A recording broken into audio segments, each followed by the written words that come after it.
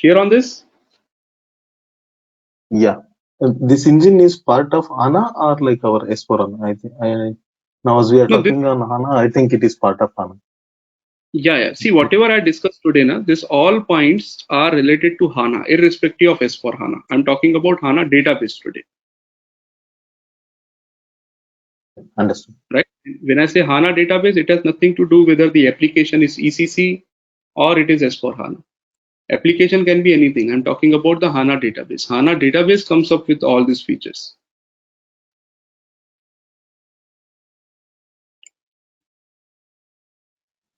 Clear? Any questions?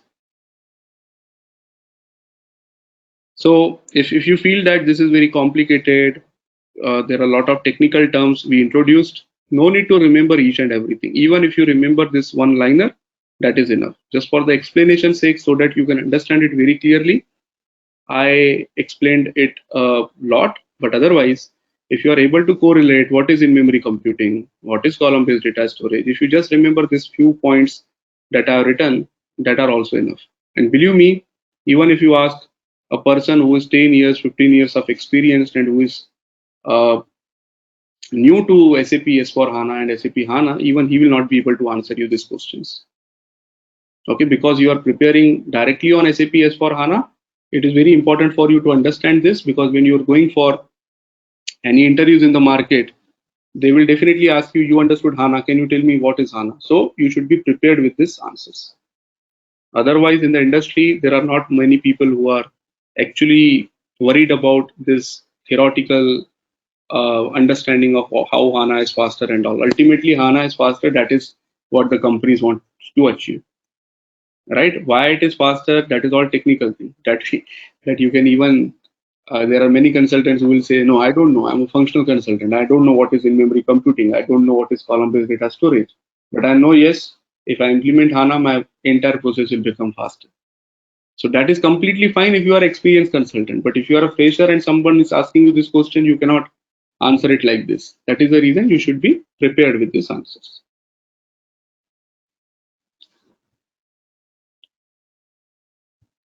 Okay. Any questions? Hope you understood why HANA is faster. What is making HANA a very powerful database? So 4 points are enough. Number one, it is in memory. Number two, it is column-based data storage. Number three, it uses the latest hardware. And number four, it is having a very powerful calculation engine. That's it.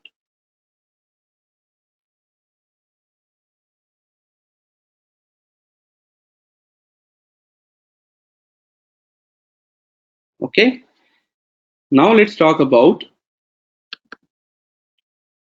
SAP S4 HANA deployment options. What do you mean by deployment options?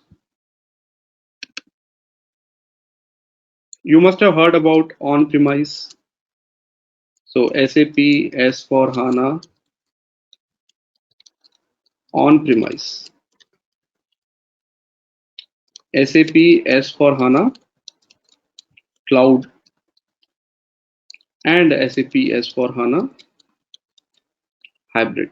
So I think hybrid is a just as we discussed, it is just an English term which means combination of both. But these two are important. So either you are implementing SAP S4 HANA on-premise or you are implementing SAP S4 HANA cloud. So any idea what is the difference between on-premise and cloud? Forget about SAP. It is a general terminology, on-premise versus cloud. So what do you mean by cloud? Nowadays, cloud computing is becoming very popular. What is the reason for cloud computing?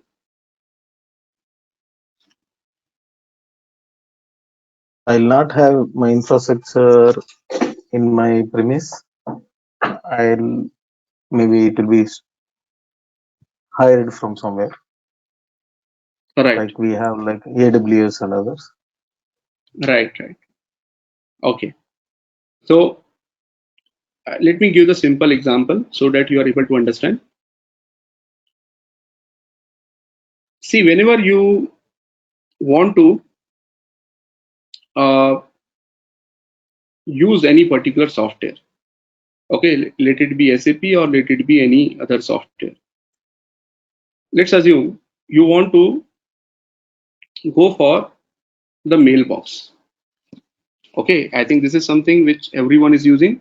You are using the mailbox, right? Mailbox means you have your own email ID. Everyone has email ID. Most of you have the email ID on Gmail or maybe Yahoo or Rediff. Is it something which you own or you are using this on cloud? Whoever is having Gmail ID, is it something, do you have the servers available for using that mail ID or you are getting this server from someone else? See, mail, whenever you want to use the mail functionality, mail also needs the server. All your mails, whatever you are sending, whatever you are receiving, it is getting stored in the database somewhere, right? Where exactly it is getting stored? Is it your own server or is it something which is provided to you by third party?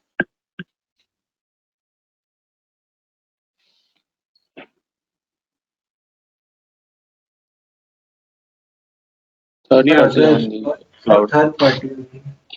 Third party, right? If you, let's take the same another example. You joined one organization, okay?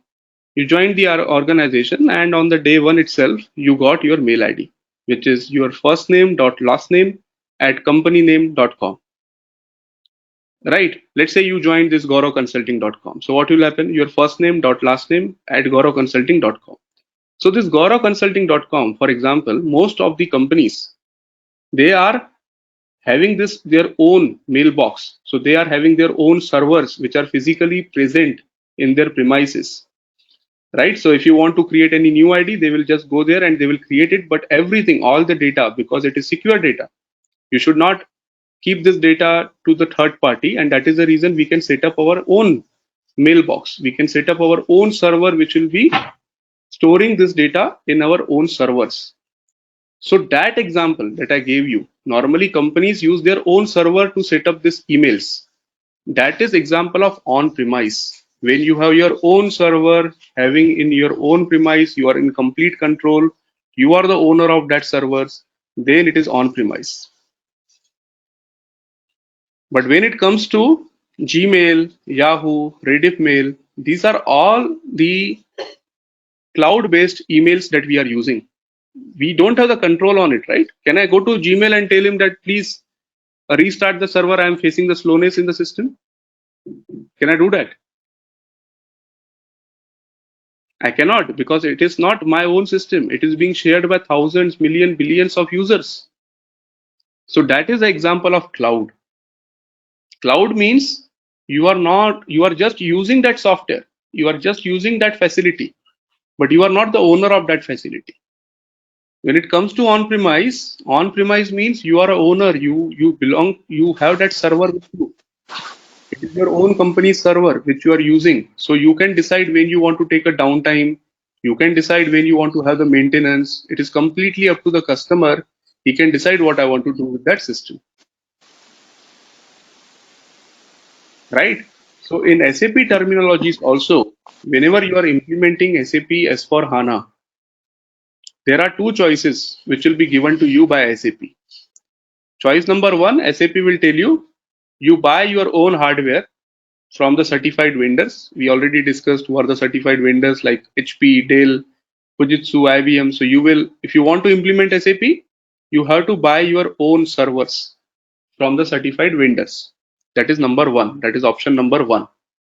But if I'm a small company, if I have only 50, 100 users, but my company is doing good and I want to start implementing SAP itself rather than implementing a small software. Okay, so in that case, I am okay to go ahead with implementing SAP, but the hardware cost is huge. If I'm a small company, I may not be able to spend that much amount on the hardware itself. So what I can do is I can go to SAP and I can tell the SAP that instead of buying the hardware, can I get the hardware also as on the subscription basis? Which means you not only provide me the software, but you also provide me the hardware. So you provide me the combination of hardware and software on the monthly, quarterly, yearly basis. Okay, so here what you will do, here you have to buy your own server and then you have to implement SAP in case of on-premise. But good thing is, this is your own server, you have a complete control, you can do whatever you want. But when it comes to the cloud, you can save the cost because you don't need to pay the upfront amount to buy the hardware, to buy the servers. But good thing is that you would be using this system on the subscription basis. So you just need to pay the monthly, quarterly, yearly fees, okay, and start using the SAP system. So hardware and software both will be provided by SAP itself. That is the basic difference between on-premise and on-cloud. So if you are going for SAP S4 HANA on-premise,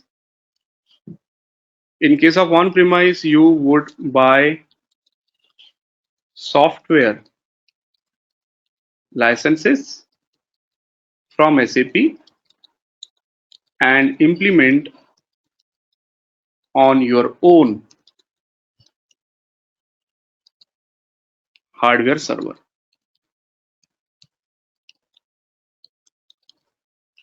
This is on-premise. When it comes to cloud, you would buy or you would subscribe instead of buy, because here you can see even this one, you would, so see, but when you buy the software licenses, these are only for a particular term.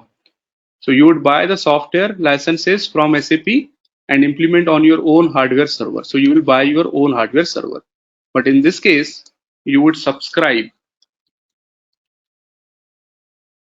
monthly.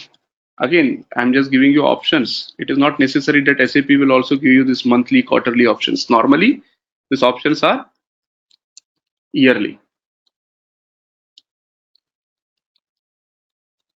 And SAP will provide you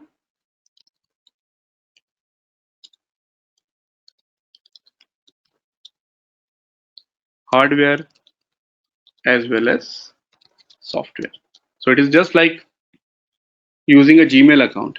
SAP will provide you the link. Go to this link, enter your user ID and password, and you will be able to use the SAP system. You can do your transactions there. You can generate your reportings directly from the cloud system itself. You don't need to buy any hardware. All those hardwares and all will be taken care by SAP itself. Okay, so we have SAP S4 HANA on-premise. We have SAP S4 HANA on cloud. Now, let's assume this is a big company, okay, and they are having multiple SAP systems. Let's take an example of Reliance. Okay, Reliance is having one SAP system for India operations, and they are having another SAP system for, let's say, US operations. So in India, they are using on-premise. In US, they are using cloud. Okay, and they want to integrate this on-premise and cloud with each other. This combination, when you, in your company, if you are using some softwares who are in premise and some SAP systems which are on cloud, then you can say my combination is hybrid. This is one example. I can give you another good example. Let's assume your company is using SAP S4 HANA on-premise system. But this SAP S4 HANA on-premise system will have which modules? It will have MM, SD, FI, CO, EWM. These are all core modules which are part of SAP. But in addition to this, you want to use Ariba, which is only available on cloud. You want to use Hybris, you want to use success factors for your HR related things, recruitment and all. So success factors, Ariba, Hybris, these are all cloud-based technologies. They are not available on premise at all. So for MM, SD, FICO, you are using on premise, and for Ariba, Hybris, success factor, you are using cloud. So that is again a combination of cloud as well as on-premise, and that is the reason it can be called as SAP S4 HANA hybrid approach. Clear? How about the pros and cons between premise and cloud? My process